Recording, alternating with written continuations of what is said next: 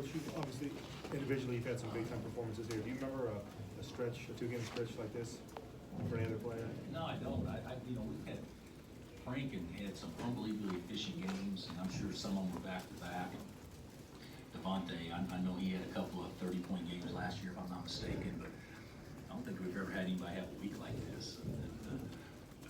And we needed him, but he's playing at a ridiculously high level right now, and the basket's huge to him. But he also got 9 rebounds, played 40 minutes, and really did a good job all the way around.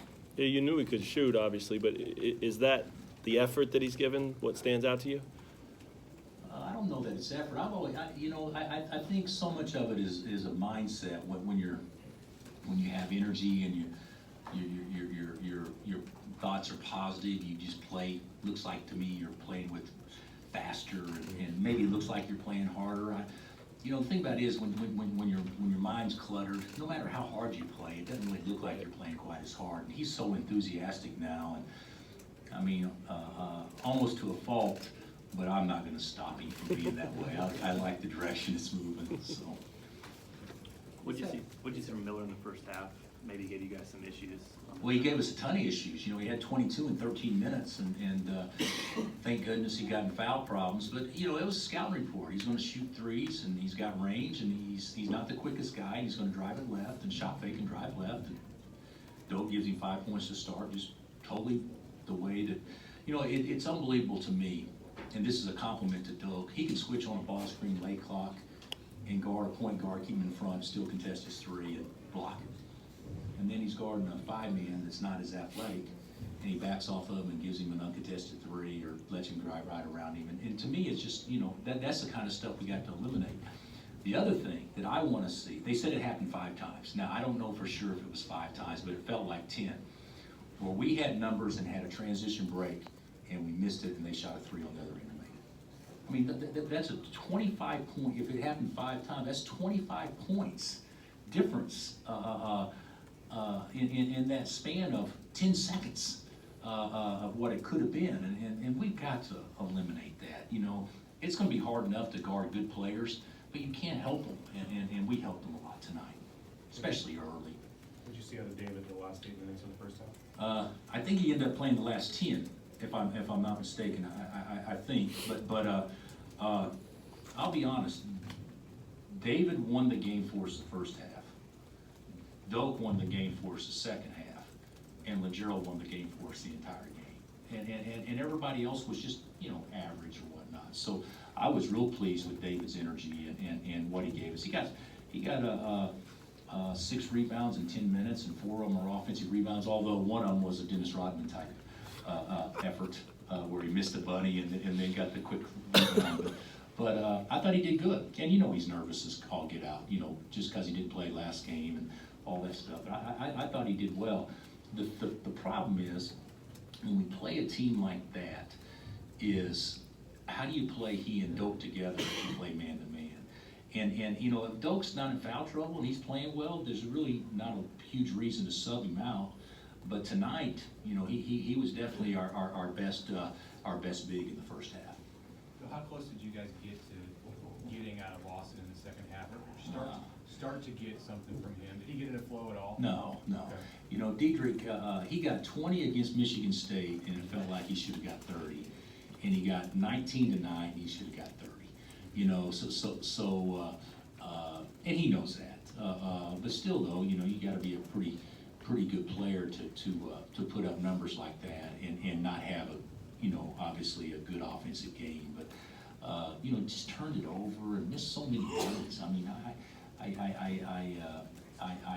I'm amazed at how well we shot the ball, considering how many easy shots our starters have missed, and LeGerald and Doak are a big reason for that. But he can finish better, and he'll play better. He just didn't have a great week, but I'm glad we got him.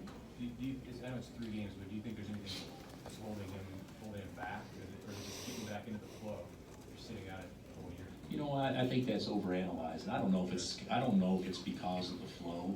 He didn't have a hard time in the exhibition games. I think it was 6 of 8 from 3 and put up numbers I think he had 30-something in like 23 minutes, and the next game he had 20 and 22 minutes or something like that. So I just think he just kind of just had a rough week a little bit. He's a lot better than that, and he'll play. We obviously need him to play at a high level. You ever seen anyone make a basket from sitting on the ground like I that? have, if you guys remember, the kid from Minnesota, Blake Harfarber or whatever, wasn't it the state tournament? Yeah. State Oh, championship yeah, game? yeah. He was on his butt from 3-point line Yeah. and made it. I think his feet may have been across the line and they only gave him 2, but it was, and the reason I bring that up, I just talked to the coach coincidentally that coached him that game, and I brought that up. So, but I remember Blake doing that, but I don't know if I can remember anybody else doing it. And it was in traffic too, and I think he may have got a rebound also sitting on his butt. So that was pretty amazing. Bill, what's the progression been like for Udoka? Just learning in your offense how to get the angles. Yeah, I think we've had several that was great at getting angles. Cole was great at it, and Markeith was great at it. Wayne wasn't as good at it, but Wayne didn't have to be because he could catch it with the guy behind him and score so well. Thomas got where he was pretty decent at it, but I think, and Landon was great at it. But I think Doak has the potential to be the best that we've had at it, just because he's so big and he's scoring the ball enough that if you play behind him, he's going to get a shot off usually, but you fight around him, and that's sometimes that's where he's most effective too. So he's doing a good job of taking what the defense gives him based on how they're playing him. And when the defense settles in on how they're going to play him, you shouldn't fight him anymore. Just hold him there, and let the defense decide what they're going to do. And then after they decide what they're going to do, just try to keep him there. And I think he's doing a better job of that.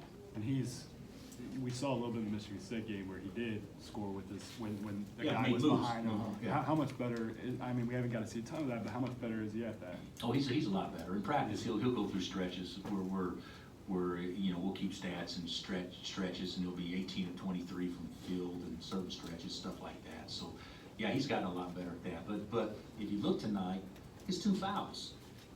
The first one he's at 12 feet, so he decides to score. Well, that's an easy fan, repost or however you're going to do it. And the second one was a ball screen, which he just didn't. He fouled twice. That were just silly fouls that just totally takes our rhythm away from us. So he's got to get better at that. But he's gotten so much better. He's become an offensive force down there. What did they tell you on Mitch's foul? He locked him in his arm. That's a. The official told me, he's got to call it just because that's the rule, and it is the rule. So you got to call it. But he didn't say there was anything flagrant about it. But that's the kind of stuff that it seems like to me that those things always happen to a reserve. They get in. It seems like I remember when Piper played here. Danny could commit 6 fouls and they call 1, and Piper commits 0 and they call 3. When he subbed in, and I kind of feel that way for Mitch sometimes too. How about your technical? I didn't think I deserved it when he gave it to me. I think I may have dodged a bullet before that. But I don't know what you guys thought, and maybe I saw it wrong. I thought LeGerald had that ball if the guy didn't hit him from behind on his legs. And Yeah. but that's all I was. I thought that kept him from getting possession of the ball, and we weren't playing very well, so obviously I was frustrated. But I deserved what I got, but it wasn't for saying anything the second time. It was for walking too far out on the court. I didn't know that I could walk out there, but once you get into the paint area, it's considered too far, even on a timeout. But he wanted to give it to me because he probably could have done it a little bit earlier. Did you want the foul, or were you worried about the safety aspect of him diving at his legs like that? No, we were down like 8. I was worried about the foul, not the safety aspect. Bill, this is just a little bit off topic, but in what ways would real fan enthusiasm for the football program kind of lift the entire athletic department?